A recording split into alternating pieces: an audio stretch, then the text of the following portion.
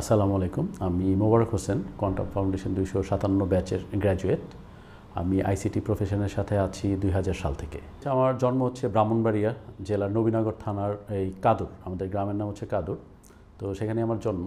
তো বিশেষ জন্মের পরে আমার বয়স যখন ১ বছর ২ বছর, তখন বিশেষ একটা কারণে আমাদেরকে গ্রাম থেকে শহরে চলে আসতে হয়।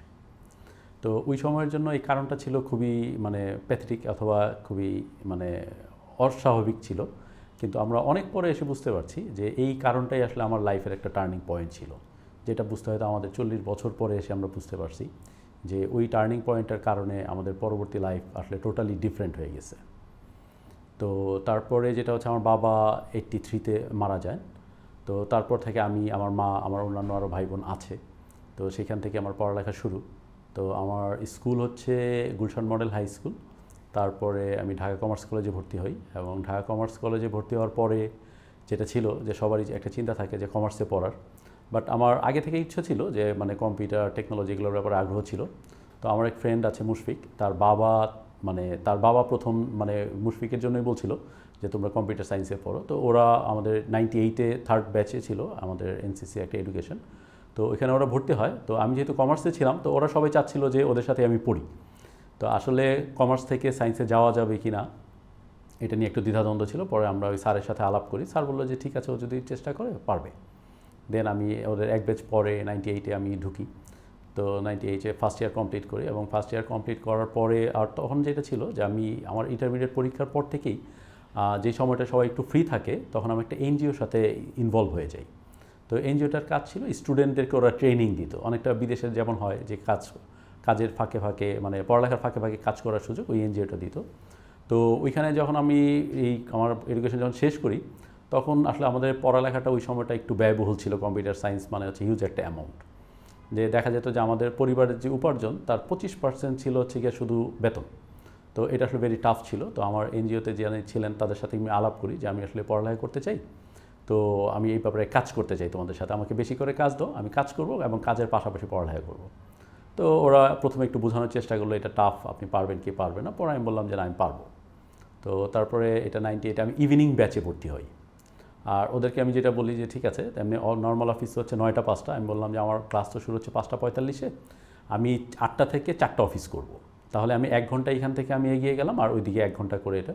যদিও কখনো আমি 5টার আগে বের হতে পারিনি, বাট তারপরে একটা খুব রোলার কোস্টার টাইপ একটা অফিস টাইম ছিল আর কি, যে সকাল 7টার সময় উঠে অফিসে যাওয়া, তারপরে 8টা থেকে অফিস শুরু, 8টা থেকে 5টার থেকে অফিস শেষ হওয়ার সাথে সাথে আবার ক্লাস শেষ করে আবার ফিরতে ফিরতে সেই 10টা, আবার পরের দিন সকাল।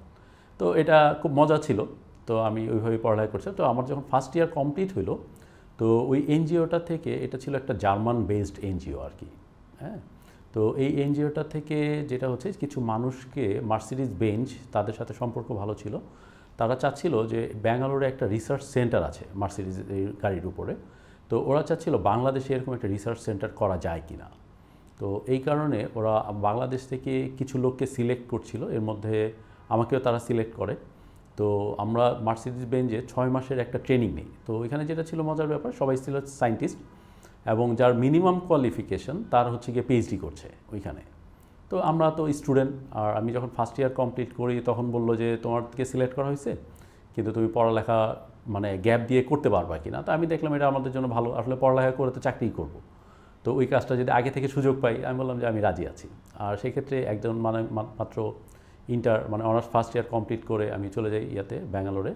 তো ওইখানে আমি 6 মাস ছিলাম, এবং 6 মাস থাকার পরে তো যেই জিনিসটা আসলে আমরা শিখতে পেরেছি যে আমাদের যেই একটা মানসিক চিন্তা চেতনার যেই বাধা একটা থাকে, আমরা অনেক বিষয়ে এক্সপার্ট থাকি। তো এক্সপার্ট থাকি যারা, তারা হয় কি বিভিন্ন পণ্যের উপরে আমাদের এক্সপার্টাইজটা থাকে, যে এই প্রোডাক্টটা সম্পর্কে আমি সবচেয়ে বেশি জানি, তাকে আমরা এক্সপার্ট বলি। তো মার্সিডিজ বেঞ্জের রিসার্চ সেন্টারে আমি যেটা দেখলাম, যে ওদের কাজটা হচ্ছে যে আমাদের চিন্তাটা যেখানে শেষ হয়, ওইখান থেকে ওদের চিন্তাটা আসলে শুরু হয়।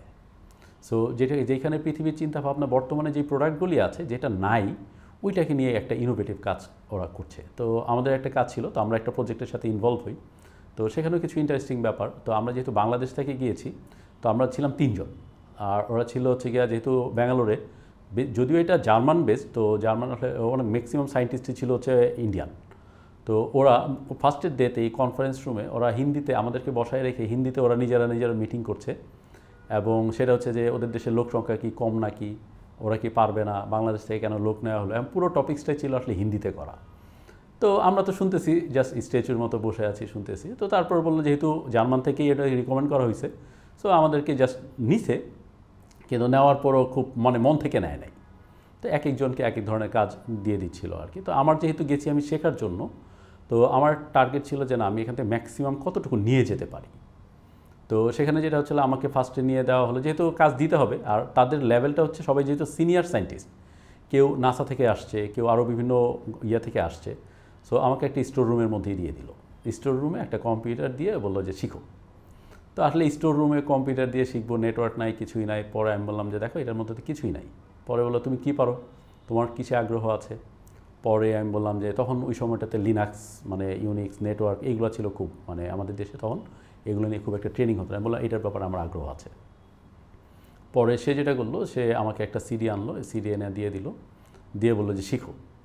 তো আমি ভাবলাম যে সিডি দিছে দিয়ে এটা শিখো, মানে আর কোনো কিছু সে দেখাতে পারবে না। বললো আসলে আমি এটা সম্পর্কে আমি নিজেও জানি না, তুমি যদি শিখতে চাও সিডিটা দেখে শিখো। তো আমি ভাবলাম যে ঠিক আছে, এটাই আমার কাজ। তো একটা কতগুলি অপশন থাকতে পারে। তো আমি প্রতিদিন সকালবেলা যেতাম, আজকে এটা হয় নাই, পরের দিন ওইটা করতাম, পরের দিন ওইটা করতাম, এরকম করতে করতে প্রায় 15-20 দিনের কথা আমি বললাম যে হ্যাঁ আমি তো সার্ভার সেট আপ করে ফেলছি। ও তখন উঠে চলে আসলো যে কীভাবে সম্ভব এটা। পরে দেখলো ঢিকুরিয়ে, পরে দেখলো যে হ্যাঁ কাজ। বললো তুমি কীভাবে করছো? আমি বললাম আমি প্রতিদিন ট্রাই করতাম যে আজকে এটা যদি এটা না হয়, এতটুকু না হয়, ঠিক আছে পরের দিন তাহলে অল্টারনেট, পরের দিন অল্টারনেট। আর পাশাপাশি তখন ছিল যে আমি বইয়ের ব্যাপারে তখন খুবই আগ্রহ হয়, যেহেতু আমার অল্টারনেট কোনো কিছুই ছিল না। তো এখানে গঙ্গারাম একটা বই ছিল। তো আমাদের দেশে যে মলগুলি আছে এখন এরকম আমি দেখি না, যেটা ইন্ডিয়াতে আছে 2 তলা 3 তলা মিলে শুধু হচ্ছে শুধু বইয়ের দোকান গঙ্গারাম। এত বই এবং সব কম্পিউটার্সের বিশাল বইয়ের সম্ভার ছিল। তা আসলে আমার পক্ষে ওই সময় বই কেনাও সম্ভব ছিল না, মানে এত বই কেনা। তো আমি যেটা করতাম সময় নিয়ে ওইখানে চলে যেতাম, যে আমার যতটুকু দরকার পড়তো, ওই সময় তো আর মোবাইল কিংবা অন্য কোনো কিছু ছিল না, আমি অতটুকু পড়ে লিখে নিয়ে চলে আসতাম, এসে আমি আবার অ্যাপ্লাই করতাম। তো এটা ছিল একটা ব্যাপার। তো ওইখানে প্রায় 6 মাস যখন আমি কাজ করি, তো কাজ করার শেষের দিকে যেটা হয়েছে যে আমি যেটা করতাম, 9টা 5টা অফিস ছিল, অফিসের পরে আমি আবার ট্রেনিংয়ে চলে যেতাম। নেটওয়ার্ক রিলেটেড, লিনাক্সের, ইউনিক্স অ্যাডমিনিস্ট্রেশন, ওরাকেল অ্যাডমিনিস্ট্রেশন, এই কোর্সগুলি আমি করতাম। তো ওরা ভাবতো যে আমাকে কিছু কাজ দিছে, আমি আর কিছু করি না। তো আমি এসে বলতাম এটা হয়ে গেছে, ওইটা হয়ে গেছে। পরে ও বললো যে তুমি করো কি? আমি বললাম যে দেখো আমি তো অফিসের পর বাসায় যাই না, আমি যাই ট্রেনিং সেন্টারে। বলো কি? তো এরকম একটা ইন্টারেস্টিং ছিল। তো আস্তে আস্তে করে ও আমাকে যতগুলি কাজ দিছে আমি সবগুলোই কাজ করতে পারছি। এবং আমার জন্য একটা রিওয়ার্ড ছিল, রিওয়ার্ডটা ছিল মাইক্রোসফটের বিল গেটস ওই সময় আসার কথা ছিল ব্যাঙ্গালোরে। তো এরা সায়েন্টিস্ট মানে মার্সিডিজ বেঞ্চ হিসাবে কিছু লোককে ওরা ইনভাইট করছে ওই ইন্ডিয়া থেকে। তো এই ইনভাইটেশনটা ছিল আসলে আমাদের যে সিনিয়র সায়েন্টিস্ট ছিল, ওর নাম ছিল বোরা, তাকে ইনভাইটেশনটা পাঠাইছিল। তো ও বললো যে দেখো আসলে এই ইনভাইটেশনটা তো আমি যে লাভ হবে না, তুমি আমার বদলে তুমি যাও। তো এটা আসলে আমার একটা রিওয়ার্ড ছিল আমি মনে করি।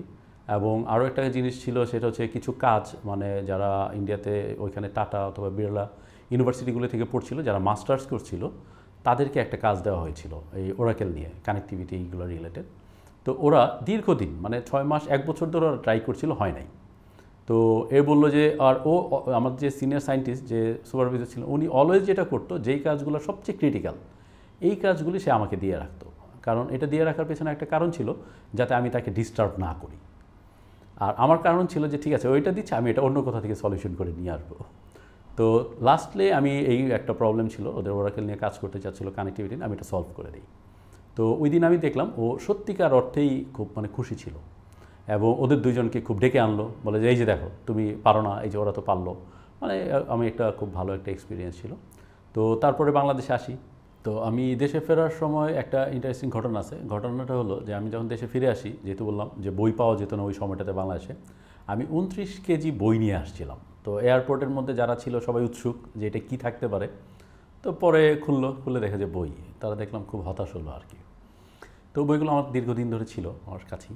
তো বাংলাদেশে আসার পরে যেহেতু আমার পড়ালেখা একটা মাঝামাঝি অবস্থায় ছিল, তো আবার আমাদের কাজের মধ্যে ছিলাম। সো আমি সেকেন্ড ইয়ারটা কমপ্লিট করি। তো সেকেন্ড ইয়ার কমপ্লিট করে তারপরে হচ্ছে কি থার্ড ইয়ারে যখন আমি করি, থার্ড ইয়ারে উঠি। তো থার্ড ইয়ারে ওঠার সময় আমাদের একটা প্রজেক্ট দরকার ছিল, যেহেতু এটা ফাইনাল একটা প্রজেক্ট। তো আমি ভাবছিলাম যে আসলে কী টাইপের কাজ করা যায়। তো আমার ইচ্ছা ছিল যে এমন একটা কিছু নিয়ে কাজ করা যেটা আমার জন্য একটা মানে ভালো একটা কাজ, অ্যাডভান্স লেভেলের কিছু কাজ। সো তখন আমি ভাবলাম যে আমরা তখন এই এআই, এখন তো আমরা এআই সম্পর্কে অনেক ধারণা আমরা কাজ করি, জানতেছি একটা বিষয়। তো ওই সময় আমাদের ছিল একটা সাবজেক্ট ডিএসএস। আসলে এআই এর যে জায়গাটা, ডিএসএস হচ্ছে ডিসিশন সাপোর্ট সিস্টেম। একটা ম্যানেজমেন্ট যখন যে কোনো ব্যাপারে সিদ্ধান্ত নিবে, কম্পিউটার তাকে সাজেস্ট করবে যে তুমি এইটা নিতে পারো। তো এটা ছিল আমাদের একটা ইয়ে। তো আমি ভাবলাম যে ঠিক আছে। আর আরেকটা চিন্তা ছিল যে আসলে মানুষকে নিয়ে চিন্তা করা, মানুষ যদি পৃথিবীর শ্রেষ্ঠ জীব হয়, তাহলে মানুষের মতো তৈরি করা, একটা মানুষ তৈরি করা, অথবা মানুষের কোন অঙ্গটা সবচেয়ে বেশি ইম্পর্টেন্ট। তো আমরা দেখলাম যে মানুষের ব্রেন হচ্ছে তখন মানে সবচেয়ে বেশি ইম্পর্টেন্ট এখনও।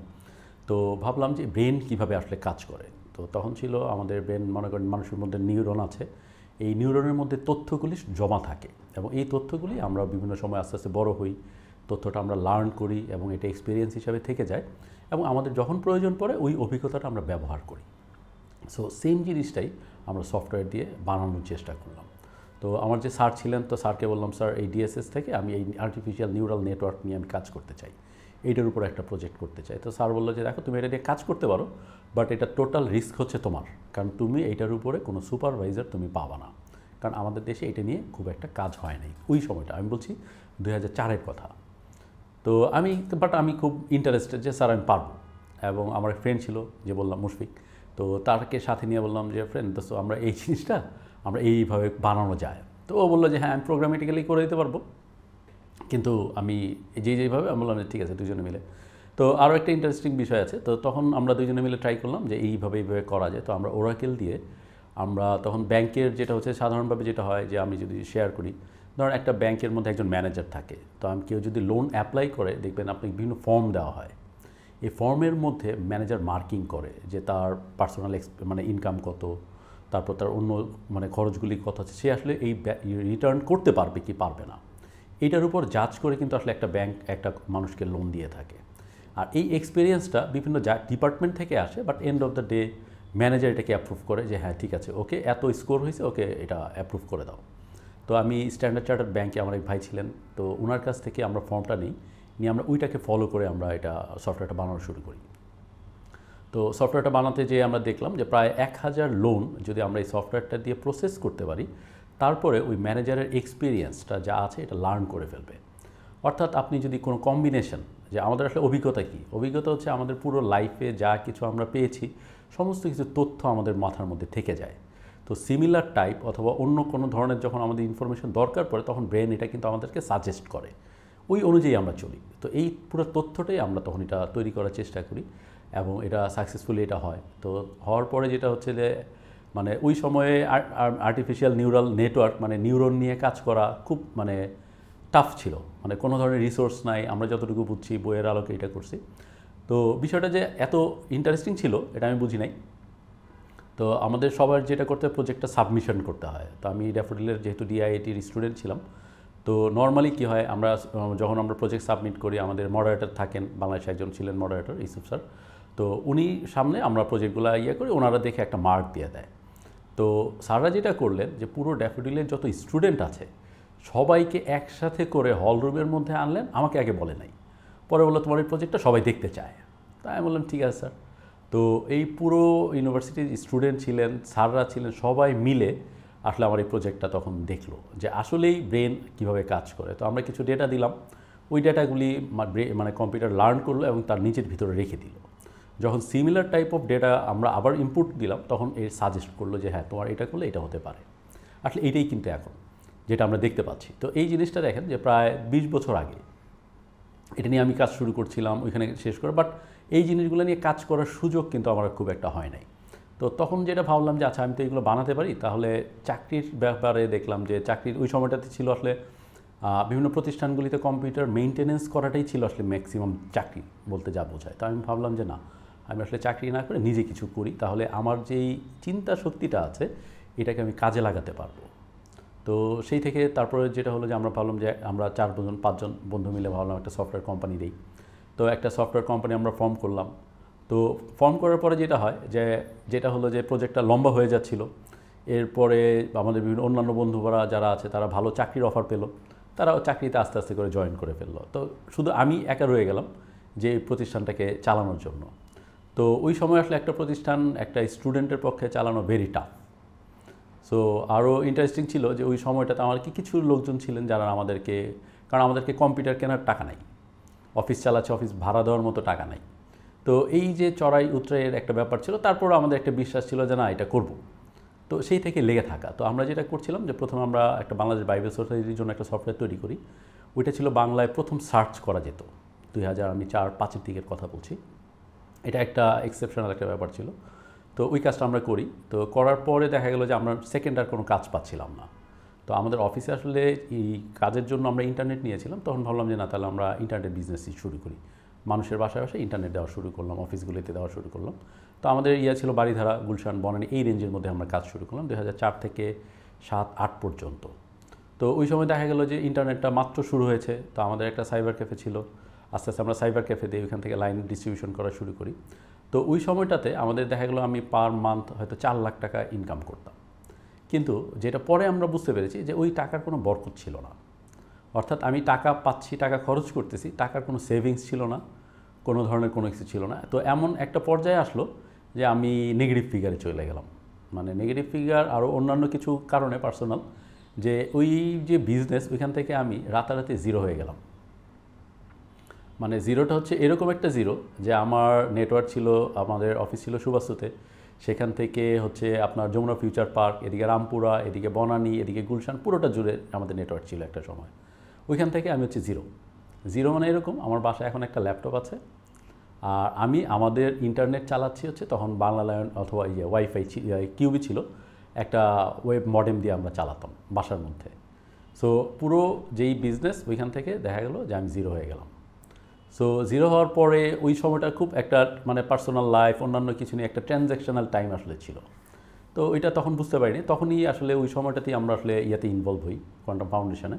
তার আগেও আমার এক ফ্রেন্ডের বললো যে ঠিক আছে তুমি একটা কাজ করতে পারো, ফাউন্ডেশনে কোর্স করতে পারো। তো আমি তখন 2257 ব্যাচের কোর্সটা করি, গ্র্যাজুয়েশন কোর্স কমপ্লিট করি। তো করার পরে বিজনেস চলছে, তখন মানে খুব একটা আমি অ্যাডজাস্ট ছিলাম না যে হ্যাঁ ঠিক আছে ফাউন্ডেশন মেডিটেশন করতে বলে করতাম, এটা করে ওইটা করে আমি ভালোই লাগতো আর কি। তো তারপরে আসলে আমি প্রোমাস্টার কোর্সটা করি। তো প্রোমাস্টার কোর্সটা করার পরে তখন আমার এরকম একটা সিচুয়েশন যে আসলে আমার বিজনেস নাই, কিছুই নাই এখন। এবং যেটা হচ্ছে যে আমার হয়তো দেখা যাচ্ছে ওই সময়টাতে বিজনেস যখন হয়, যখন আপনার বিজনেস ভালো থাকবে, যার কাছে টাকা চাবেন আপনাকে টাকা দিবে। কিন্তু যার কাছ থেকে আপনি টাকা পেয়েছেন, যখন সে শুনবে যে আপনার কোনো বিজনেস নাই, তখন সে দেখা যায় ওই লোকগুলি তখন দেখা যায় টাকা নেওয়ার জন্য খুব অস্থির হয়ে গেছে। তো এরকম করে দেখা গেলো কি আমার 3 লাখ টাকা লোন হয়ে গেল, এবং লোন দেওয়ার মতো আমার কাছে সত্যিকার অর্থে আর কোনো স্কোপই নাই। জাস্ট এখন মার কাছ থেকে টাকা চেয়ে নিয়ে ওই লোন পরিশোধ করতে হবে, এরকম একটা অবস্থা। তো সেই সময়টাতে যেটা হলো যে আমার এই টাকা দেওয়ার জন্য আমি রাস্তা খুঁজতেছিলাম। তো আমার পরিচিত একজন ছিল, বললাম যে ভাই আমার তো একটু এরকম অবস্থা। সো আসলে এই যে এই টাকার যে ক্রাইসিস, এটা আসলে সবাইকে বলার মতো না, কারণ কেউ এটা বললে তখন বিশ্বাস করতো না। তো আমি তাকে বলি নাই, যে বললাম যে ঠিক আছে আমি নতুন কিছু বিজনেস করতে চাচ্ছি, যে আপনি ইন্টারেস্টেড। সে বললো যে আমি ইন্টারেস্টেড আছি। তো আমার ইচ্ছা ছিল যে সে যদি টাকা দেয়, আমার যেহেতু মেধা আছে, আমি পরিশ্রম করবো, দুজনে মিলে এরকম একটা বিজনেস হবে আর কি। তো সেও আমাকে ট্রাস্ট করে 3 লাখ টাকা দিল। এখন 3 লাখ টাকা দেওয়ার পরে এখন নতুন যেহেতু আমরা কিছু বিজনেসে ইনভেস্ট করব কথা বললো, তো একজনের সাথে কথা হলো, বললাম যে সে তো ভালো বোঝে, তো তার কাছ থেকে আমরা কোনো গাইডলাইন নেই। তো তার কাছে গাইডলাইন নিতে যাওয়ার সময় যেটা হলো, সে বললো যে এটা করেন, এটা করেন। তো আলটিমেটলি টাকাগুলি তার হাত দিয়ে খরচ করছিলাম। আর যেহেতু আমরা প্রথম ছিল, তো আমরা আসলে বুঝতেই পারি নাই যে সে এক ধরনের প্রতারক, এবং প্রতারণা করতে করতে সে আসলে একটা জায়গার মধ্যে লুকিয়ে থাকতো। এবং লুকিয়ে থাকার ওই লোকটাকেই আমরা মনে করতাম যে ওই মনে হয় বিজনেস, যেহেতু এত কিছু বুঝে, সবাই এত মানুষকে সে চিনে, সে তাহলে মনে হয় অনেক ভালো বিজনেসম্যান, এরকম একটা ব্যাপার ছিল। যখন আমার টাকাগুলি শেষ হয়ে গেল তার মাধ্যমেই, শেষ হওয়ার পরে দেখলাম, তখন বুঝতে পারলাম তার এখানে দেখে আরও একজন আসে, সবাই টাকা পায়। তো ওইরকমই তখন আমি বুঝলাম যে আর তাহলে তো আমি একটা খুব মধ্যে পড়ে গেছি আর কি। এখন যে আমাকে বিশ্বাস করে টাকা দিল, তাকেও বলতে পারছি না যে ভাই আপনার টাকা কিন্তু জিরো হয়ে গেছে, কারণ সে তখন আবার অস্থির হয়ে যাবে যে টাকাটা ফেরত পাওয়ার জন্য। তো আসলে প্রত্যেকটা লাইফেরই একটা টার্নিং পয়েন্ট থাকে। তো ওইখানে আমাদেরই আরেকজন আসলো, বললো যে ভাই আমি তো বুয়েটের একজন স্টুডেন্ট, সে অনেক সিনিয়র, তো আসলে টেকনোলজি নিয়ে কাজ করা খুব মানুষ। তো সে বললো যে দেখেন আপনার কী হয়েছে। আমি বললাম যে এরকম, বলে আমি তো একই অবস্থা। তো বলে আপনি কী করেন? তো আমি বললাম যে দেখেন আমি এটা করতে পারি। তো তখন আমরা দুজনে মিলে একটা সফটওয়্যার বানানোর একটা চিন্তা করলাম, ওইখান থেকেই শুরু তার সাথে আমার সম্পর্কটা। তো পরে বললো যে ভাই আপনি তো একটা ভালো আছে, আমি তাহলে সফটওয়্যার বানাই, আপনি বিক্রি করেন। আমি বললাম ঠিক আছে ফাইন। তো সেখান থেকে কিন্তু আমার আবার একটা টার্নিং পয়েন্ট শুরু হলো। তো ধীরে ধীরে আমরা যেটা হলো তার সাথে আমাদের একটা সখ্যতা তৈরি হলো, বিজনেসটা আমি বুঝতে শুরু করলাম যে কোথায় কোথায় হোঁচট খেলাম। তো ওইখান থেকে আমরা আসলে বিজনেসের একটা সর্বোচ্চ লেভেলে ওইখান থেকে যাওয়া শুরু এবং সফটওয়্যার বানানো। এরপরে যেটা হলো যে আমরা আমাদের একটা কোম্পানি ফর্ম করলাম, সেটা হচ্ছে ইংল্যান্ডে একটা কোম্পানি ছিল আমাদের। তো ওইখান থেকে আমাদের বিজনেসটাকে আমরা রান করতাম। তো এই যে দেখেন একটা যে টার্নিং পয়েন্ট, যে আমি যেখান থেকে জিরো ছিলাম, আসলে পরে আমি যেটা বুঝতে পেরেছি যে আসলে এই ধরনের একটা হোঁচট যদি আমি না খেতাম তাহলে কিন্তু আমার আসলে এই স্কোপটার ট্র্যাকটা চেঞ্জ হতো না। তো ওইখান থেকে কি হলো যে আমি 1 বছর 2 বছরের মাথায় আমার ইংল্যান্ডে একটা কোম্পানি হলো, সেখানে আমরা টেলিকম সার্ভিস দিতাম। এবং যেটা ইন্টারেস্টিং ছিল সেটা হচ্ছে কি যে আমাদের কোম্পানিটা ছিল ইংল্যান্ডে রেজিস্টার করা, আমাদের ডেটা সেন্টার ছিল হচ্ছে ইউএসএতে, এবং ব্যাংকিং অথবা অন্যান্য জায়গাগুলি আমরা করতাম কানাডা থেকে।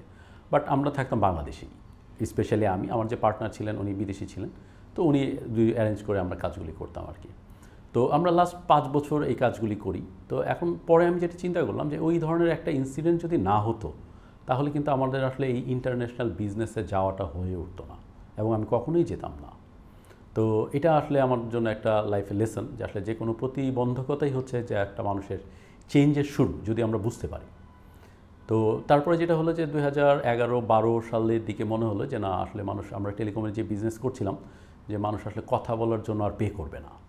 সো যেহেতু কথা বলার জন্য পে করবে না, তাহলে কি করা যায়। আর তখন থেকে আমি ফাউন্ডেশনের সাথে কিছুটা ইনভলভ। তো আর সেক্ষেত্রে গুরুজিও আমাদেরকে খুব সহযোগিতা করছিলেন যে নতুন কিছু করার ক্ষেত্রে। তো তখন আমরা গুরুজিকে বলি যে আমরা এরকম ক্লাউড কম্পিউটিং একটা আছে, এটা তখন মাত্র শুরু হয়েছে, নাসা এই প্রজেক্টটা শুরু করে আর কি। যে আমাদের এখন পুরো ওয়ার্ল্ডের মধ্যে যেটা হচ্ছে যে কিছু কান্ট্রি নির্ভর প্রযুক্তি, ঠিক আছে, তথ্য প্রযুক্তি, বাট পুরো প্রযুক্তিগুলোই দেখা যাচ্ছে কি একটা দেশ নির্ভর হয়ে যাচ্ছে। সো এই দেশ নির্ভরতা থেকে কিন্তু কিছু কিছু যারা ইন্টেলিজেন্ট আছেন তারা বলতেছে যে না, আমরা ইন্ডিপেন্ডেন্ট হতে চাই। সো এরকম একটা প্রজেক্ট ছিল যেটা হচ্ছে ওপেন স্ট্যাক ক্লাউড কম্পিউটিং। তো আমরা বললাম যে আমরা এই জিনিসটাকে আমরা ডিপ্লয় করতে চাই, যেহেতু মাত্র শুরু হয়েছে। আসলে এটার ভবিষ্যৎ কী হতে পারে আমরা তখনও জানি না। তো তখন গুরুজি আমাদেরকে সহযোগিতা করলেন, বললেন যে ঠিক আছে, যা যা করা লাগে উনি আমাদেরকে সাপোর্ট দিলেন। তো আমরা তখন ক্লাউড কম্পিউটিং নিয়ে কাজ শুরু করি। এটা হচ্ছে 2012-13 দিকের কথা। তো তারপরে যেটা হলো যে না, আমাদের কাছে মনে হলো, যেহেতু পাশাপাশি আমার বিজনেসও ছিল, তো মনে হলো যে না, আমরা এখন আর এই কথা বলার টেলিকম বিজনেস থেকে বাংলাদেশে কী করা যায়। তো তখন মনে হলো যে না, ঠিক আছে, আমরা ডেটা সেন্টার করি। সো ডেটা সেন্টারের জন্য আসলে ওই সময়টা মার্কেটটা খুব একটা ম্যাচিউর ছিল না। তো তারপর আমরা যেটা করি, একদিকে ক্লাউড কম্পিউটিংয়ের যে প্র্যাকটিস এটা চালাতে থাকি, নিজেদের ঘরোয়াভাবে আমরা ডেটা সেন্টার চলতে থাকি আমাদের। তো 2017-18 দিকে এসে আমরা চিন্তা করি যে না, আমরা ডেটা সেন্টার কমার্শিয়ালি করব, মানুষকে সার্ভিস দিব। তো তখন আমরা নিজেদের ডেটা সেন্টার না করে আমরা একটা জায়গাতে রেন্টেড নিই, রেন্ট রেখে ওইখান থেকে আমরা আসলে ডেটা সেন্টারটা শুরু করি, এবং ওইখানে আমরা ক্লাউডটা ডিপ্লয় করি এবং তখন আমাদের কাছে যেটা মনে হলো যে আসলে মানুষ যে কথা বলছে এবং মোবাইলে যারা, মানে ইন্টারনেটের প্রচলনটা তখন আস্তে আস্তে বাড়ছে, এবং তখন দেখলাম যে এই মোবাইলের যে খরচ, এটা হিউজ একটা খরচ। এবং এই খরচটা একদিকে টেলিকম কোম্পানিগুলি বড়লোক হচ্ছে, অন্যদিকে আমাদের যারা লাস্ট মাইলে যারা আছে, যাদের আসলে ইন্টারনেটটা সবচেয়ে বেশি প্রয়োজন, গ্রামের মানুষ, তারা কিন্তু এই পকেটে টাকাটা মানে চলে যাচ্ছে তাদের কাছ থেকে। এবং আপনি যদি একটু গভীরভাবে চিন্তা করেন, দেখবেন যে আমাদের এটা কমিউনিকেশনের জন্য, কথা বলার জন্য গ্রামের একটা মানুষ কিন্তু এই ইন্টারনেট মোবাইল ডেটাটা প্রথমে খরচ করছে। সো তারই একজন রিলেটিভ দুবাইতে, সেই কষ্ট, যেহেতু আমার দুবাইতে যাওয়ার সুযোগ হয়েছিল, ওইখানে যে ওয়েদার খুব রাফ, আমরা আসলে যারা না গিয়েছি তারা বুঝতে পারবো না যে রাফ ওয়েদারটা কতটুকু হতে পারে। তো ওইখান থেকে সে টাকাটা উপার্জন করছে, গ্রামের একজন মানুষকে সে টাকাটা দিচ্ছে, ওই টাকাটা দিয়ে তার ভাই মোবাইলে এমবি কিনছে, এবং এমবি কেনার সময় সে কথা বলছে, বাকিটা সময় কিন্তু ফেসবুকিং, ইউটিউব, অনলাইন জুয়া, এগুলোতে সে মত্ত থাকতেছে করে। এই টাকাটা কিন্তু আলটিমেটলি ওই জুকারবার্গের হাতে চলে যাচ্ছে, অন্যান্য যে বিদেশিদের হাতে কিন্তু এই টাকাটা চলে যাচ্ছে। এবং মাঝখানে যেহেতু মিডিয়াটা হচ্ছে টেলিকম কোম্পানিগুলি অনেক বড়লোক হয়ে যাচ্ছে। সো এতে করে কি হচ্ছে, দীর্ঘমেয়াদী আমার কাছে মনে হলো যে না, এই জিনিসটাকে আমরা আসলে কীভাবে মানে প্রোটেক্ট করতে পারি। তখন মনে হলো যে না, মোবাইল ডেটাটাকে আমরা কীভাবে খরচ কমানো যায়। সো এটা নিয়ে আমরা চিন্তা করতে করতে দেখলাম যে আমরা প্রত্যেকেই আসলে কিন্তু আমরা দিনের শেষ ওয়াইফাই প্রযুক্তিটা নিয়ে আমরা কাজ করছি। সবার ব্রডব্যান্ড আছে, বাট প্রত্যেকটা ডিভাইসে কিন্তু ওয়াইফাই। তো আমরা ভাবলাম যে এই ওয়াইফাইটাকে যদি আমরা সিম্পলিফাইড করতে পারি, যে না ঠিক আছে, আমার ওয়াইফাইয়ের পাসওয়ার্ডটা একটা জায়গায় থাকবে। এখন যেটা হচ্ছে যে আমাদের এই পাসওয়ার্ডটা আমাদের রাউটারের মধ্যে আমি পাসওয়ার্ড দিয়ে লক করে রাখি, যাতে করে এইটা অন্য কেউ ব্যবহার করতে না পারে। এর কারণ কি, অন্য কেউ ব্যবহার করলে আমার গতিটা কমে যাবে। তো আমরা যেহেতু বললাম যে ক্লাউড এবং ডেটা সেন্টার, তো আমরা চিন্তা করলাম যে এই অথেন্টিকেশন সিস্টেমটা আমরা সেন্ট্রালি ক্লাউডের মধ্যে রেখে দিব এবং যে কোনো যত রাউটার থাকবে সবগুলি রাউটারের ইউজার নেম পাসওয়ার্ড ওপেন থাকবে এবং সে তার মোবাইল নাম্বার দিয়ে এটা একবার রেজিস্ট্রেশন করবে। এরপরে সে ঢাকা শহরে বলেন যেখানেই বলেন যে কোনো রাউটারের সামনে গেলেই সে কানেক্ট হয়ে যেতে পারবে ওই সেম যদি আমাদের নেটওয়ার্ক থাকে। তো এটা আমরা কুমিল্লাতে প্রথমে ট্রায়াল দিই। তো 1 বছর 2 বছর আমরা ট্রায়াল দেওয়ার পরে আমরা এটা কমার্শিয়ালি যাই এবং কমার্শিয়ালে যাওয়ার পরে আমরা প্রায় 1000, যেমন আমরা প্রথমে যেটা আমাদের ছিল সেটা হচ্ছে 99 টাকা দিলে একটা গ্রামের মানুষ পুরো মাস আনলিমিটেড ইন্টারনেট ব্যবহার করতে পারত এবং সে ঘরের মধ্যে ব্যবহার করতে পারত এবং তার যেই গ্রামের মধ্যে যেটা হয় যে সেট আপ কস্ট এটা কিন্তু অনেক বেশি, কারণ কি ওখানে ইউজারের ডেন্সিটি কম। আমাদের হয়তো ঢাকা শহরে এখন অনেক জায়গায় সেট আপ চার্জ দেওয়া লাগে না অথবা অল্প টাকা, কারণ কোম্পানিগুলি একই বিল্ডিংয়ে অনেক গ্রাহক পায়, কিন্তু গ্রামের মধ্যে কিন্তু আসলে একটা বাড়িতে একটা ইউজার থাকে, 2টা ইউজার থাকে, অনেকখানি জায়গা ফাঁকা থাকে। তো যেটা হলো যে গ্রামের মধ্যে একজন যখন আমরা তাকে কানেক্ট করলাম তার যে অব্যবহৃত সিগন্যালটা অর্থাৎ ওয়াইফাইয়ের সিগন্যালটা কিন্তু আইডল পড়ে থাকে। তো পাশের একজন কিন্তু তার ইউজার নেম পাসওয়ার্ড দিয়ে এটা সে ব্যবহার করতে পারছে, এর জন্য কিন্তু তার আলাদা সেট আপের কোনো প্রয়োজন পড়ছে না। আর যে এইখানে করলো সে কিন্তু বাজারে গিয়েও দেখলো যে আরেকজনের বাসায় গেল, এখন কি হয় আমরা আরেকজনের কাছে গেলে আমরা তার কাছে পাসওয়ার্ডটা চেয়ে নিই। ওই সিস্টেমে গেলে তার আর পাসওয়ার্ড চাওয়া লাগছে না, যে একবার সেন্ট্রালি তার মোবাইল নাম্বারের এগেনস্ট আমরা পাসওয়ার্ডটা দিয়ে দিলাম, সে এবার আমাদের নেটওয়ার্ক যেখানেই যাচ্ছে সেখানেই সে সেম স্পিড এইভাবে পাচ্ছে। তো এটা একটা ইন্টারেস্টিং একটা প্রজেক্ট ছিল এবং আমাদের কাছেও ভালো লাগলো, এটা আমরা করলাম। এবং করার পরে যেটা হলো যে এটা দেখলাম আসলে বিশাল একটা রেভলিউশনারি প্রজেক্ট, যে আসলে এটা একটা লাইফ চেঞ্জ হতে পারে। সো আবার এটা মনের মধ্যে একটা শঙ্কাও ছিল, কারণ আমাদের দেশে অথবা যে কোনো জায়গাতেই হয় যে যখন যেটা ইনোভেশন থাকে, আমার কাছে যেটা মনে হয় প্রত্যেকটা ইনোভেশনই হচ্ছে অবৈধ। কারণ কি যেই জিনিসটা পৃথিবীতে আগে ছিল না, তো এটার জন্য কোনো আইন থাকে না।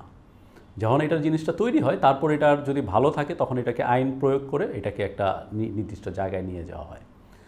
তো আমার কাছে মনে হলো যে না, এটা সবচেয়ে ভালো যেভাবে করা যায়। তো আমরা বিটিআরসির কিছু নিয়মকানুন ছিল, এই নিয়মকানুনগুলি ফলো করে 2 স্টেপ ভেরিফিকেশন ছিল, অথেন্টিকেশন ছিল, তো এইগুলো আমরা অ্যাপ্লাই করে গ্রামের মধ্যে করি। তো এটা দেখলাম খুব সাড়া জাগালো এবং সাড়া জাগানোর কারণে বিবিসিও এটা নিয়ে নিউজ করলো, অন্যান্য মিডিয়াগুলো এটা নিয়ে নিউজ করার পরে দেখলাম এটা খুব ভালো একটা বহুল প্রচলিত। তারপর আমাদের যে একটা পলিসির কারণে আমরা চাচ্ছিলাম যে আসলে বিজনেস ঠিক আছে, বিজনেসের চাইতে মানুষের উপকারটা যাতে বেশি হয়, এই কারণে আমরা এখনও এটা গ্রাম পর্যায়ে আমাদের বেশি, আমাদের সিস্টেমটা কিংবা গ্রামের মানুষকে আমরা বেশি সার্ভিস দিচ্ছি। তো এবং এখান থেকে আমাদের এই প্রজেক্টটা আমাদের যেটা সুযোগ হয়েছিল যে জাতীয় পর্যায়ে ইনোভেশন নিয়ে কিছু প্রজেক্ট সাবমিশন করার একটা ব্যাপার ছিল। তো আমার মনে হলো যে ঠিক আছে, এই জিনিসটা তো মনে হয় একটু ইউনিক, আমি একটু অ্যাপ্লাই করি। সো আমি অনলাইনে অ্যাপ্লাই করি। অ্যাপ্লাই করার পরে যেটা ছিল যে জাতীয় পর্যায়ে এবং বিভিন্ন গ্রুপ থাকে, তারা এই প্রজেক্টের ব্যাপারে দেখলাম খুব আগ্রহী।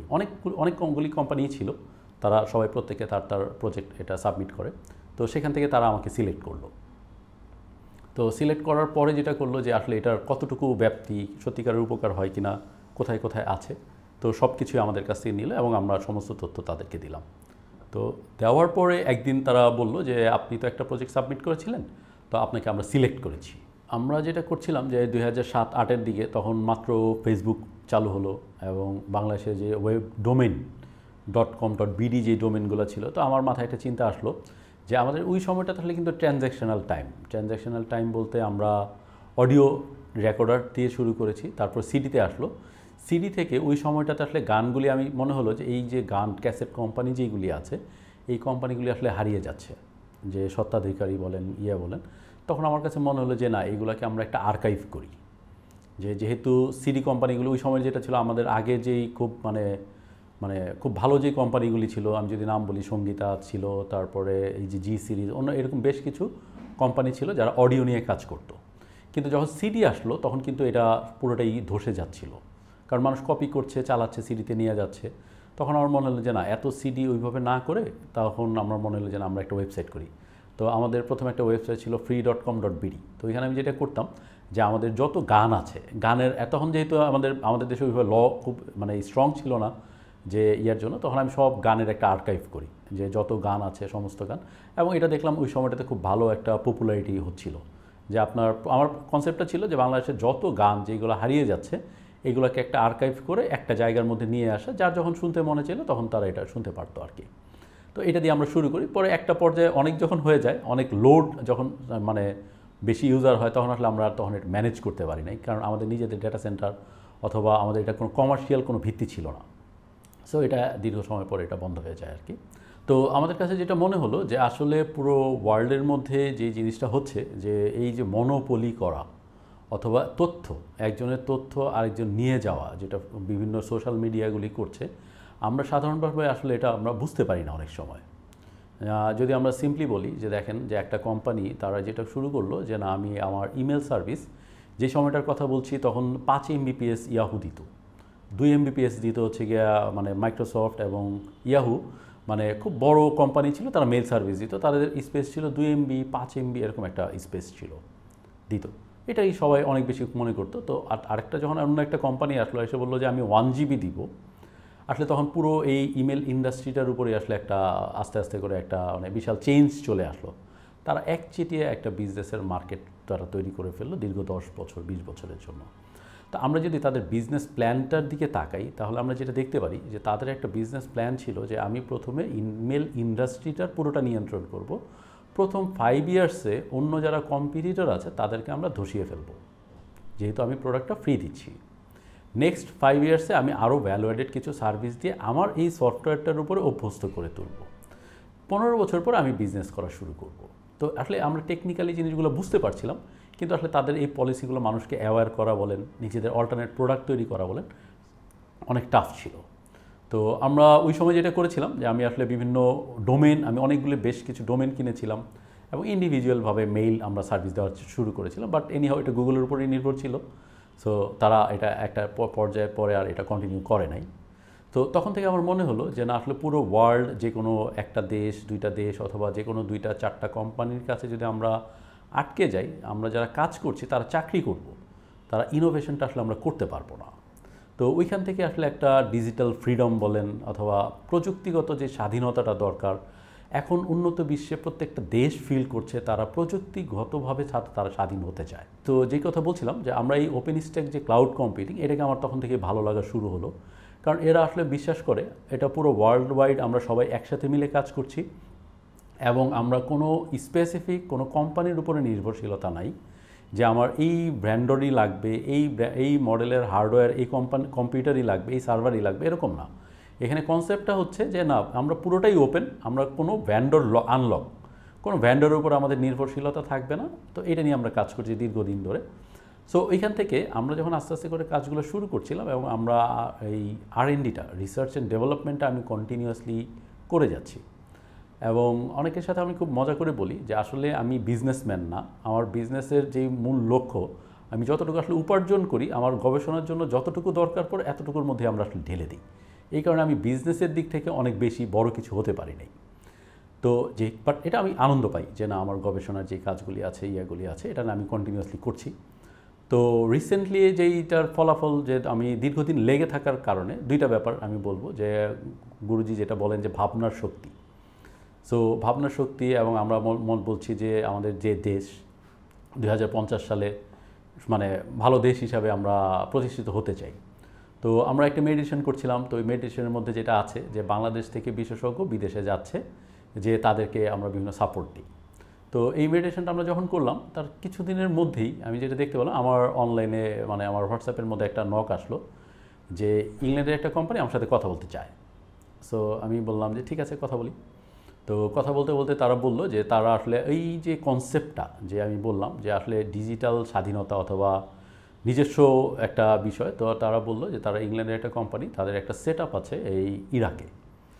বললো যে আমরা ডেটা সেন্টার আমরা করতে চাইতেছি, কিন্তু ওইখানে আমরা ক্রিটিক্যাল এই ওপেন স্ট্যাক নিয়েই কিছু ক্রিটিক্যাল কাজ আসলে ওই আরবিল বলে একটা দেশ আছে, দেশ না এটা স্বায়ত্তশাসিত দেশ বলা হয়।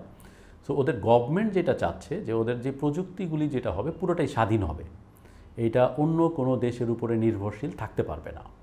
তো এই কোম্পানিটা ওই কাজটা করতে যাচ্ছে। তো করার আগে যেটা হচ্ছে যে তাদেরকে বলা হয় যে আপনাদের একটা ডেমো, যেটা আমরা প্রুফ অফ কনসেপ্ট POC বলি। তো এই জিনিসটা ওই গভর্নমেন্ট বলে যে তোমরা যদি এটা করতে পারো তাহলে তোমাদেরকে হয়তো আমরা কাজ দিতে পারি।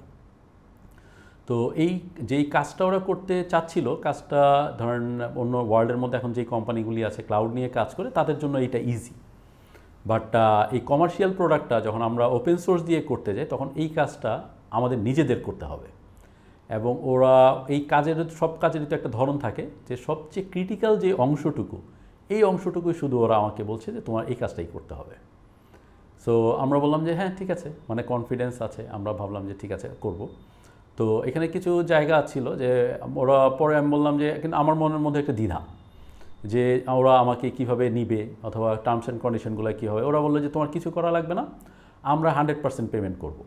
100% তোমার থাকা খাওয়া 5 স্টার, তারপর হচ্ছে টিকিট, এরপর তোমার ওইখানে গেলে কোনো খরচ করতে হবে না, আমি সব মানে কোম্পানি থেকে সব কিছু বেয়ার করবো, তুমি যতদিন থাকতে চাও। তো ভাবলাম যে ঠিক আছে যে দেখে আসি, বাট তারপর আমার মনের মধ্যে কনফিউশন যে ওরা কেন আমাকে দিতে চাচ্ছে, মানে অন্য কোনো কিছু আছে কি না। তো আমি ওইখানে যাই, তো যাওয়ার পর আমাদের যারা টিম মেম্বার তারা বাংলাদেশি ছিলেন, তো কাজটা দেখলাম, দেখে মনে হলো যে না আসলে এটা চ্যালেঞ্জিং, আর এত বড় কাজ মানে এত ওয়াইডলি আসলে আমাদের দেশে কাজ করার সুযোগ খুব কম। তো তারপরে চ্যালেঞ্জটা আমি বললো যে ঠিক আছে আমি করে দিব। এখন ওদের যেই ব্যাপারটা ছিল যেহেতু ওদের একটা টাইম লাইন আছে, ওরা মানে পুরো প্রেশারটা আমাদের উপর দিচ্ছিল, মানে ওই দিন 10 ডেজের কথা ছিল, বলে 10 ডেজেই পুরো কাজটা শেষ করে দিতে হবে। তা আমি পরে ওকে বললাম যে আসলে এটা মানে ডে নাইট কাজ করলে এটা সম্ভব না, কারণ এটা একটা ইনফ্রাস্ট্রাকচারের কাজ। সো এটা চাইলাম যে করে ফেললাম, ব্যাপারটা এরকম না। পরে ওরা বললো এবং দেখলো যে, এবং আমরা যেটা করতাম যে ডে নাইট আসলে আমরা কাজ করতাম, যেহেতু বাংলাদেশে আছে 3 ঘন্টার একটা গ্যাপ ছিল। সো ওদের দেশে 9টা মানে হচ্ছে আমাদের দেশে 5টা। তো আমি দেখা যায় সকাল 4টার সময় ঘুম থেকে উঠে যেতাম, বাংলাদেশ টিমের সাথে আমি কাজ শুরু করতাম, আর ওদের অফিস ছুটি তো 6টায়, মানে বাংলাদেশ টাইম 9টায়। তো এই কন্টিনিউয়াসলি দেখা যেত যে ওই টাইমগুলো আমাদের কাজ করতে হতো আর কি। সো এইভাবে আমরা আসলে কাজটা ওইখানে শুরু করে আমরা কাজটা শেষ করার চেষ্টা করি, এবং ফাইনালি যেটা হয় যে আমরা লাস্টলি কাজটা করতে পারি। তো এখানেও কিছু বিষয় যেটা আমরা বলতে যাচ্ছি সেটা হচ্ছে যে আসলে এই আল্লাহর যে সহযোগিতা, মানে সৃষ্টিকর্তার যে সহযোগিতা, কারণ প্রতিদিনই আমাদের কাজের মধ্যে কিছু চ্যালেঞ্জ ছিল। সো প্রত্যেক দিনই আমরা কাজের যে চ্যালেঞ্জগুলি থাকতো, সকালবেলা নামাজ পড়ে আমরা আল্লাহর কাছে বলতাম, কারণ এটা এমন একটা জায়গা যেহেতু আমি ওইখানে চলে গেছি, সো হয় আমাকে ফেল করে আসতে হবে। তো সবার সামনে ফেল করে চলে আসাটা আসলে অনেক বেশি, মানে টাকা নিলাম না ঠিক আছে, যেহেতু আমি ওদের এখানে থাকতেছি, যে ফেল করে চলে আসা যাবে না, বলতাম যে আল্লাহ অন্তত মান সম্মানটা রাখো। তো কাজটা যখন একদম ফাইনাল স্টেজে যখন চলে আসলো যে না এই কাজটা আমাদের প্রায় শেষের দিকে চলে আসছে, আর কাজের যখন ক্রিটিক্যাল যে অংশটুকু ছিল ওই সময়টাতে আসলে ক্রিটিক্যালি বলা যায়। তো আমি যাকে দিয়ে কাজটা করতে দিচ্ছিলাম, তো তাকে আমি বললাম যে কী অবস্থা, যে এটা কি করা যাবে। তো সে লাস্টলি বলল, মানে 14 দিন পর্যন্ত বলছে যে যা বলছি সব সম্ভব। আসলে দেশ থেকে যে আমাকে সহযোগিতা করছিল, তো সে যেটা বললো যে স্যার এখন আমিও বুঝতে পারছি না এখন বিষয়টা কী হবে। তো তখন আমি বললাম যে ঠিক আছে তোমার কাছাকাছি কি মাটির ব্যাংক আছে? তো ও বললো যে হ্যাঁ স্যার আছে। আমি বললাম যে ঠিক আছে তুমি মাটির ব্যাংকে কিছু ডোনেট করো। তো দেখা গেলো মাটির ব্যাংকে কিছু ডোনেট করলো। ডোনেট করার পরে আর আমার যেটা হয়েছে যে ওই এন্ডে আমরা আসলে কনফারেন্স রুমের মধ্যে বসে আমি ওদেরকে কাজগুলো ডেমনস্ট্রেশন দেখাচ্ছিলাম যে এইটা এইভাবে হয়। তো আসলে ক্রিটিক্যাল যে অংশটুকু চাচ্ছিল ওইটাই হচ্ছিল না, এবং এটার জন্য কোনো রিজনও আমরা খুঁজে পাচ্ছিলাম না। সো ওকে এখন কনফারেন্স রুমে বসে কাজটা হচ্ছে না বলাটা ভেরি টাফ ছিল আমাদের জন্য। তো ও যখন মাটির ব্যাংকে টাকা ফেললো, এর কিছুক্ষণ পরে ও ফোন দিল, বলে স্যার এটা তো হচ্ছে।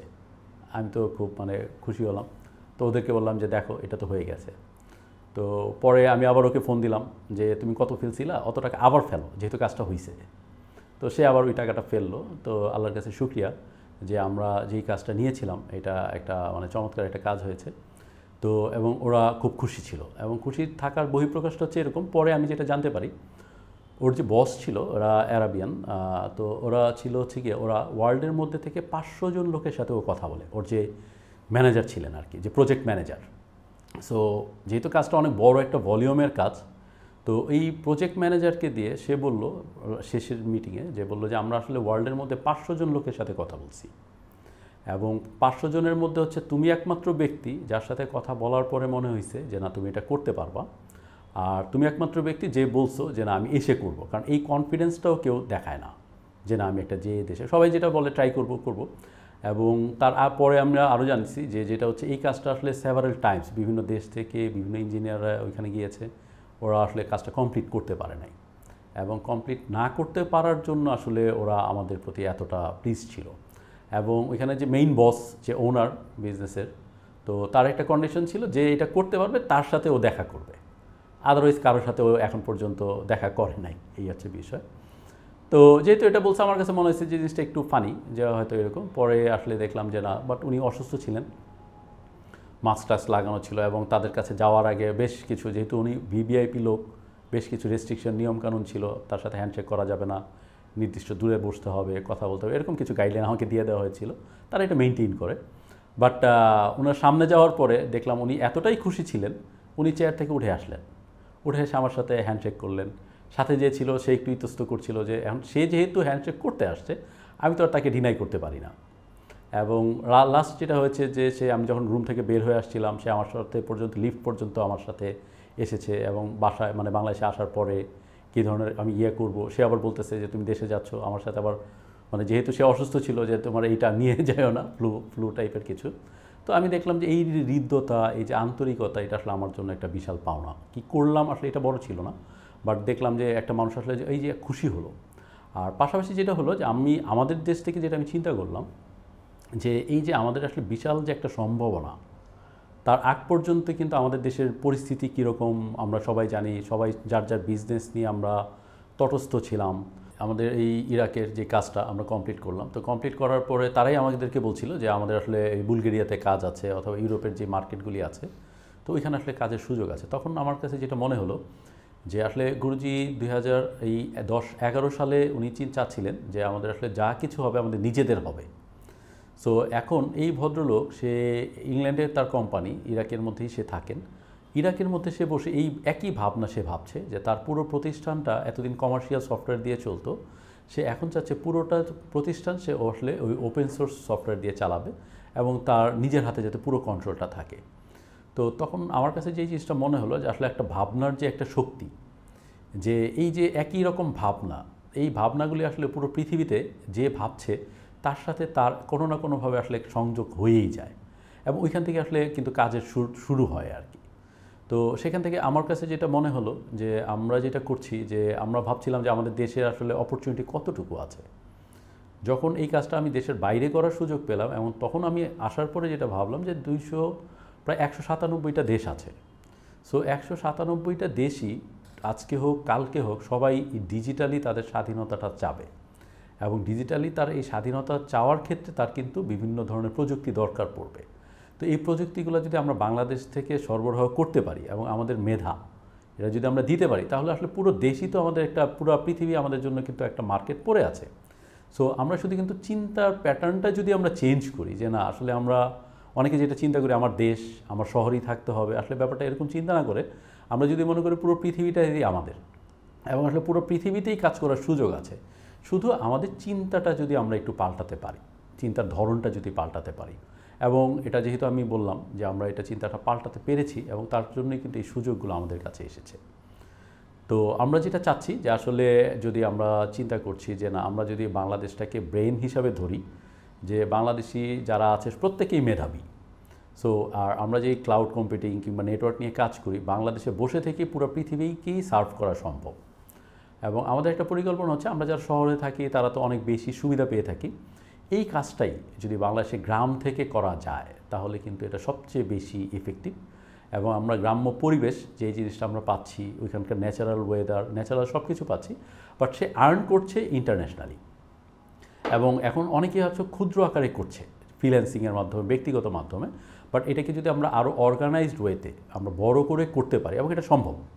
এবং আমার বিশ্বাস যে হয়তো 2 বছর 5 বছরের মধ্যেই দেখা যাবে যে এই জিনিসটা আমাদের দেশ থেকেই পুরো পৃথিবী কাজ করা সম্ভব।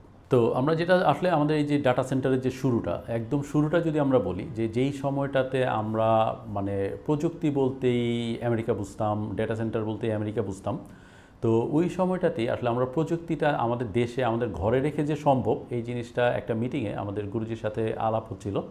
তো গুরুজিকে আমরা বললাম যে আসলে এটা করা সম্ভব। তো গুরুজি বললেন তাহলে শুরু করেন। এখন শুরু করার জন্য তো আসলে আমরা ডেটা সেন্টার বলতে যা যা দেখি বিশাল একটা কিছু থাকে। তো গুরুজি বললো আসলে আমাদের কাছে তো যতটুকু সুযোগ আছে আপনি এখান থেকে শুরু করতে পারেন। জি, তো আমরা গুরুজির সাথে একটা মিটিং হয়েছিল। গুরুজিকে বললাম যে আসলে আমরা আমাদের যেই ওয়েব সার্ভার যেই জিনিসটা আছে এটা আসলে আমাদের নিজেদের দেশেই রাখা সম্ভব। তো বললো কী কী ধরনের এনভায়রনমেন্ট লাগে। তো বললাম যে এটার মধ্যে এসি লাগে, তারপরে এটা সিকিউরিটি থাকতে হবে, এরকম জায়গায় যাওয়া যাবে, মানে সবার অ্যাক্সেসেবল থাকবে না। তো আমাদের যেটা ছিল কোয়ান্টামের ভিতরেই আমাদের অফিসের একটা ছিল স্টোর রুম। তো ওই স্টোর রুমের সাথে আসলে একটা অ্যাটাচ বাথরুম ছিল। তো গুরুজি বললেন যে দেখেন এই রুমটাই আপনি যা যা বলছেন যে এটার মধ্যে শুধু আমরা একটা এসি লাগিয়ে দিব, তাহলেই আপনার এটা হচ্ছে। আর যেহেতু বাথরুম অল্প একটু জায়গা, 3 ফিট বাই 6 ফিট হয়তো বাথরুমের সাইজটা হবে, তো ওয়ালপেপার লাগিয়ে দেওয়ার পরে যেটা হলো ওটা সুন্দর একটা রুম হলো। তো আসলে ওই জায়গার মধ্যে আমরা প্রথম যে আমরা ওয়েব সার্ভার বাংলাদেশ থেকে নিজেদের ওয়েবসাইট চালানো যায়, এটাই ছিল আমাদের আসলে প্রথম। আর আমার যেটা যদি সাহসের কথা বলেন, চিন্তার কথা বলেন, ওইটাই ছিল আমাদের আসলে প্রথম সার্ভিস। কনসেপ্টটা ছিল যে বাংলাদেশ থেকে সম্ভব। তো ওইখান থেকে আসলে একটা সিম্পল, এবং যেটা ছিল আমরা বলছিলাম করি যে এটা নর্মাল একটা সার্ভার হলেই হয়। তো বললেন যে না সার্ভার না, আমাদের নর্মাল পিসি আছে, এটাতে হবে কিনা, বললো এটাতে হবে। তো আসলে এটা একটা সার্ভারও ছিল না। তো ওইখান থেকেই কিন্তু যে চিন্তাটা, যে মানুষের চিন্তার যে মানে যে গুরুজি যেটা বলেন যে আসলে বলয় বৃত্ত ভাঙা, সো এই চিন্তার ভাঙাটা থেকেই কিন্তু আসলে শুরু। একটা কম্পিউটার, ছোট্ট একটা জায়গা, ওইখান থেকে শুরু।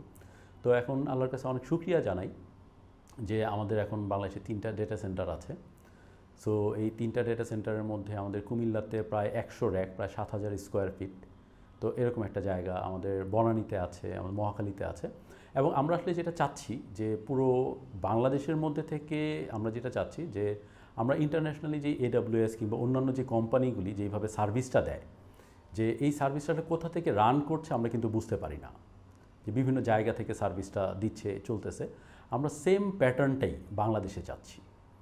এবং আমাদের আরেকটা কনসেপ্ট আছে, এই কনসেপ্টটা শেয়ার করছি। সেই কনসেপ্টটা হলো যে আমরা আসলে এখন সবাই কিন্তু কনসার্ন সিকিউরিটি কিংবা এরকম নিয়ে, আমরা যদি কিছু বিষয় নিয়ে একটু পর্যালোচনা করি, আমরা দেখবেন 2013-14 সালে প্রথম রাশিয়া চিন্তা করে যে তার দেশ ইন্টারনেট ছাড়া চালাবে।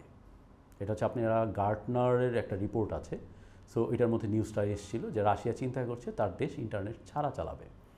এবং 2018-19 সালে এসে বিবিসি রিপোর্ট করে, সেটা হচ্ছে যে একদিন রাশিয়া একদিন পুরো দেশ ইন্টারনেট ছাড়া পুরো দেশ চালিয়েছে। এবং 2021-এ এসে তা রাশিয়া 1 মাস পুরো দেশ ইন্টারনেট ছাড়া চালিয়েছে। তার পরের বছর কিন্তু আসলে রাশিয়া ইউক্রেনকে অ্যাটাক করে। সো আমরা যেটা বলার জন্য বলা, যেটা হচ্ছে যে আসলে একটা যখন যুদ্ধ হয়, একটা নিজের দেশের যে সক্ষমতা, অবকাঠামো, নিজের দেশে স্বয়ংসম্পূর্ণ হওয়ার পরে কিন্তু আসলে তারা একটা বিশাল ইয়েতে গেছে। তো এখান থেকে বলার উদ্দেশ্য হচ্ছে যে তারা নিজেরা প্রযুক্তিতে কতটা স্বয়ংসম্পূর্ণ, এবং এই জিনিসটা আসলে প্রত্যেকটা দেশেরই দরকার। এবং ওইটার আলোকে আমরা আমাদের যে সিস্টেমটা আমরা তৈরি করছি, যে ক্লাউড বেসড যে ডেটা সেন্টার যে সার্ভিসটা, আমরা বলছি ক্লাউড উইদাউট ইন্টারনেট। কারণ আমরা 10,000 মোবাইল এবং 10,000 ব্রডব্যান্ড গ্রাহকের উপরে আমরা পর্যালোচনা করেছি যে তারা আসলে কী ব্যবহার করে। তো ওইখানে আমরা যেটা দেখেছি, তারা যে আসলে ইন্টারনেট ব্যবহার করে তার 95% ট্রাফিক, অর্থাৎ সে যেটা ব্যবহার করে এটা হচ্ছে লোকাল ডেটা, অনলি 5% ট্রাফিক হচ্ছে ইন্টারন্যাশনাল, মানে ইন্টারনেট বাইরে থেকে যেটা তার প্রয়োজন।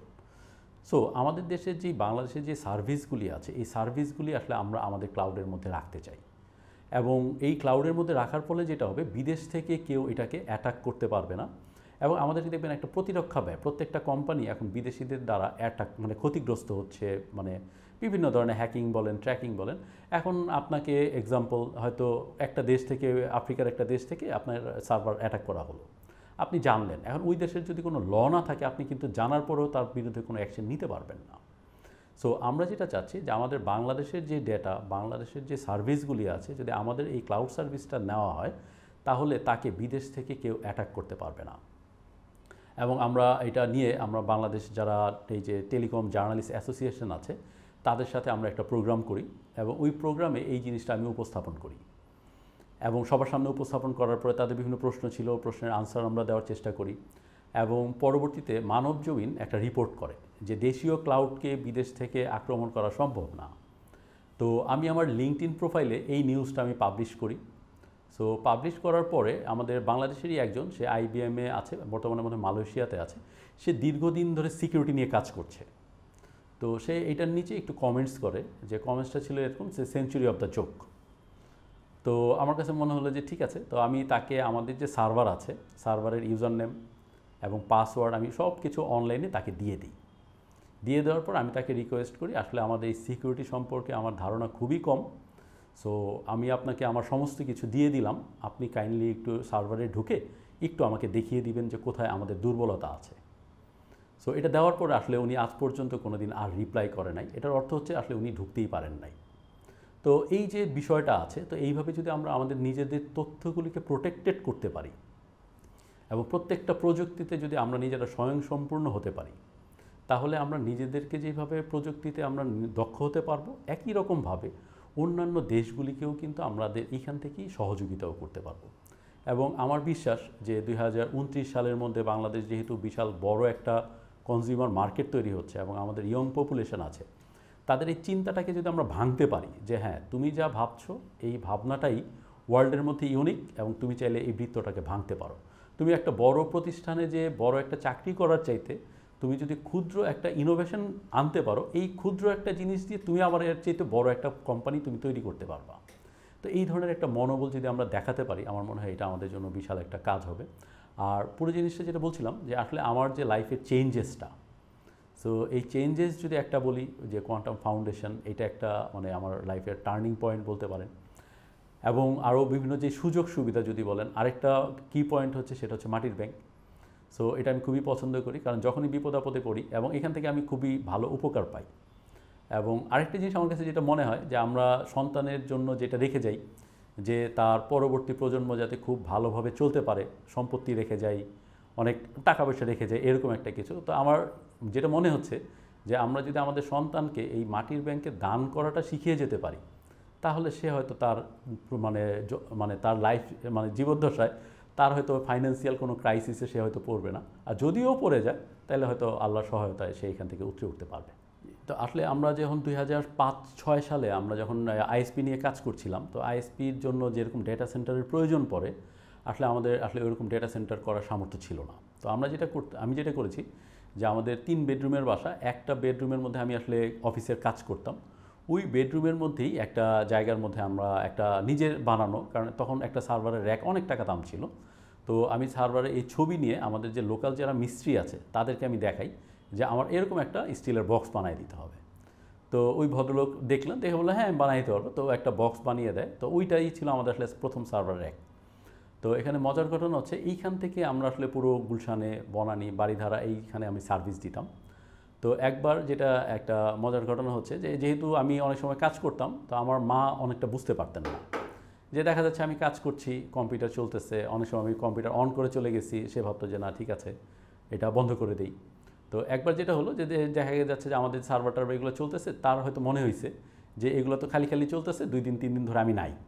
তো সে যেটা করছে যে পাওয়ারটা আস্তে করে বন্ধ করে দিছে, এবং বন্ধ করে দেওয়ার পরে যেটা হচ্ছে যে সব জায়গা থেকে তো হুলস্থুল কী হলো আসলে পুরো ডেটা সেন্টার, আমাদের ডেটা সেন্টার মিনস হচ্ছে এখান থেকে সব কিছু যেহেতু চলছে পুরো জিনিসটাই বন্ধ হয়ে যায় আর কি। তো পরে খোঁজ নিয়ে জানলাম কি, পরে আমি আমার মাকে জিজ্ঞেস করলাম যে আম্মু কী হয়েছে। পরে বললো যে এগুলো তো এমনি চলতেছিল, আমি বন্ধ করে দিছি, যে বিদ্যুৎ শুধু অপচয় করে লাভ কী। তো এই আর কি। তো আসলে এই ধরনের অনেক ইন্টারেস্টিং ঘটনা, যেই টার্নিং পয়েন্ট অথবা আমাদের যে শিক্ষা, তো সেখান থেকে এখন যখন আমরা ডাটা সেন্টার করছি, প্রফেশনাল ডাটা সেন্টার হচ্ছে, এবং আস্তে আস্তে আমরা টায়ার 3, টায়ার 4-এর দিকে আমরা যাব। এবং আমাদের এখন পরিকল্পনাটা হচ্ছে যে আমরা আসলে প্রত্যেকটা দেশেই আমরা আমাদের ডেটা সেন্টার আস্তে আস্তে করে ডেপ্লয় করতে যাচ্ছি।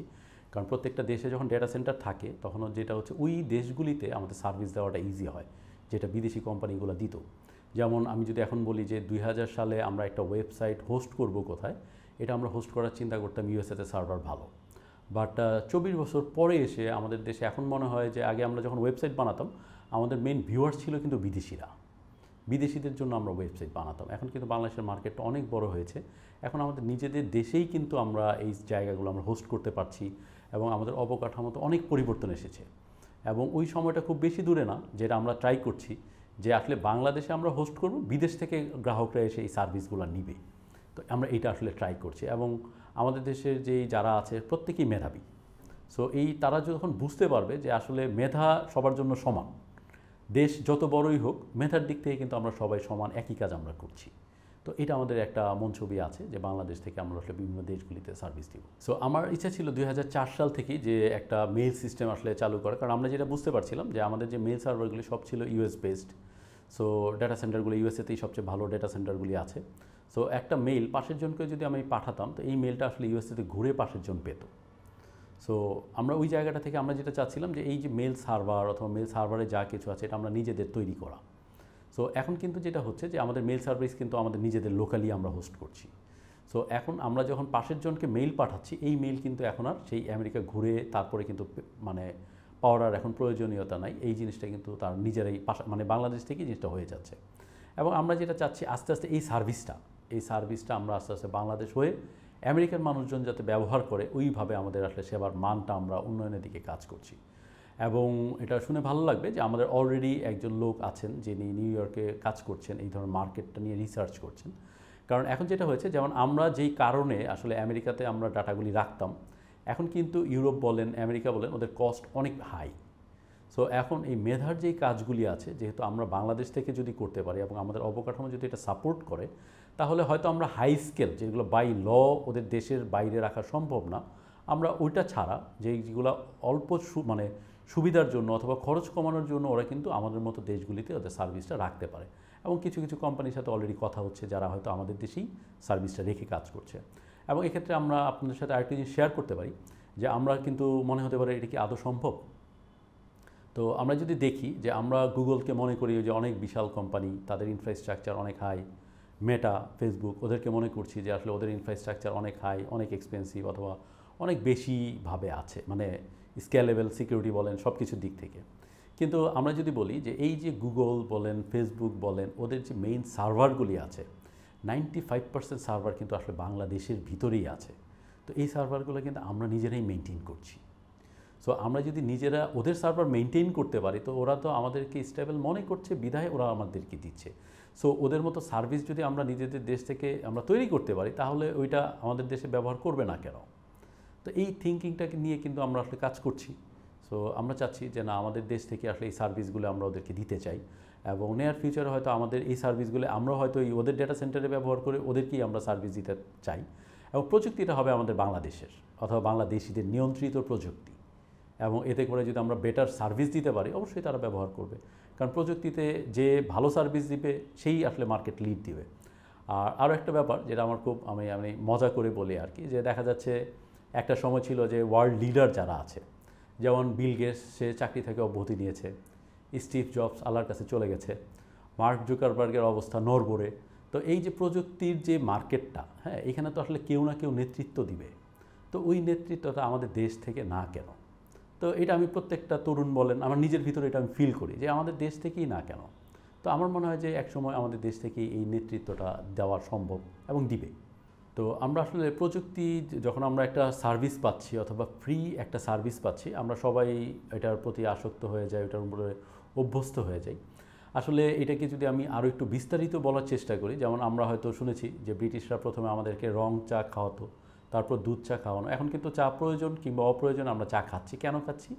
অভ্যাসের কারণে। তো একই রকমভাবে প্রযুক্তিগতভাবে পুরো পৃথিবীকে টেক জায়েন্ট যারা আছে, তারা কিন্তু আমাদের অভ্যাসটা পরিবর্তন করে নিচ্ছে। এবং একটা সময় পরে যে আমাদের নিয়ন্ত্রণ কিন্তু এখন আর আমাদের হাতে নাই, এই প্রত্যেকটা প্রযুক্তি জায়েন্টের হাতে চলে যাচ্ছে। যেমন আমরা যদি সিম্পলি মনে করি যে আমরা যখন স্মার্টফোন চালাচ্ছি, একটা সময় ছিল আমরা মানে বাটন ফোন, ফিচার ফোন যেটা বলা হয়, এই ফোনটাই কিন্তু আমাদের জন্য গুড এনাফ।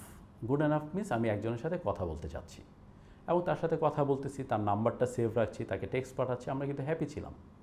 কিন্তু স্মার্টফোন এসে বললো যে তোমাকে আমি আরও বেশি কিছু ফিচার দিচ্ছি, এটা তুমি করতে পারবা। ফাইন, আমরা সবাই ঝাঁপিয়ে পড়লাম, আমরা সবাই এটাতে অভ্যস্ত হয়ে গেলাম। তো এটার বিনিময়ে তারা বলছে এটা টোটালি ফ্রি। সো আমরা যখন বলছি এটা টোটালি অপারেটিং সিস্টেমটা ফ্রি, তুমি শুধু হার্ডওয়্যারটা কিনবা, তাহলে আমরা এত সব সুবিধা আমরা কিন্তু কোনো চিন্তা না করে আমরা তাদের সাথে সমস্ত কিছু আমরা তাদের হাতে তুলে দিচ্ছি।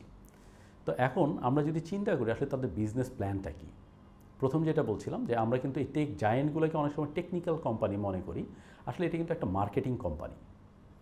তারা যেটা করছে যে আপনাকে এই যে ফ্রি দিল, ফ্রি দিয়ে আপনার সমস্ত তথ্য তারা নিয়ে গেল, এবং পাশাপাশি কী হলো, মার্কেটে যারা কম্পিটিটর ছিল তাদেরকেও মার্কেট থেকে আউট করে ফেললো।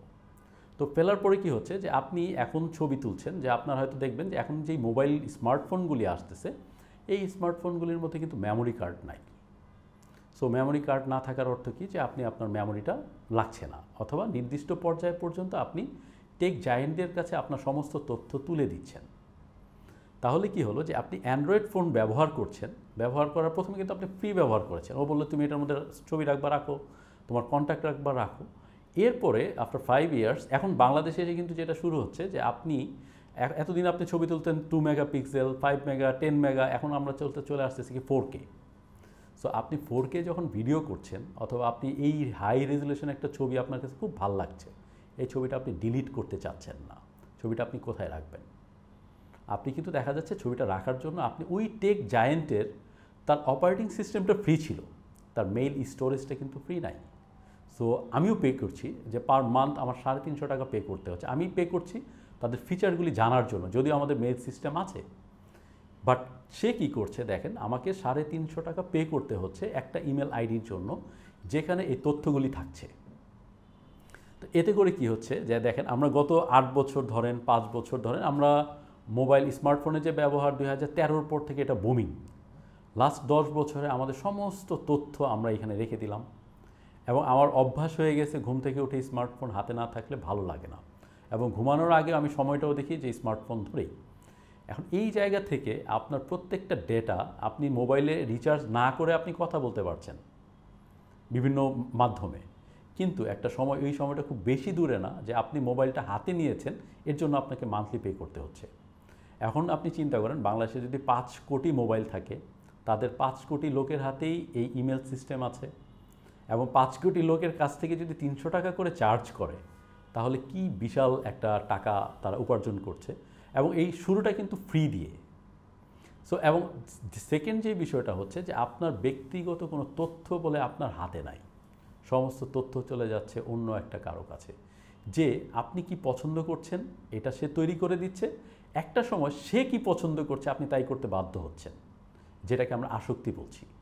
তো এটার যেই জায়গাটা আছে, এটার আসলে অনেকের পক্ষে এই নিজের কাছে নিজের নিয়ন্ত্রণটা রাখাটা সম্ভব না। যেমন আমাকে যদি বলেন, আমি এখনও বাটন ফোন ব্যবহার করি, যেটা আমার ওল্ডেস্ট ফোন, যেই ফোনটা আমি গত প্রায় 20 বছর ধরে ব্যবহার করছি, এই ফোনটায় কিন্তু আমার বাটন ফোনই নাম্বারটা আছে। এর কারণ কি?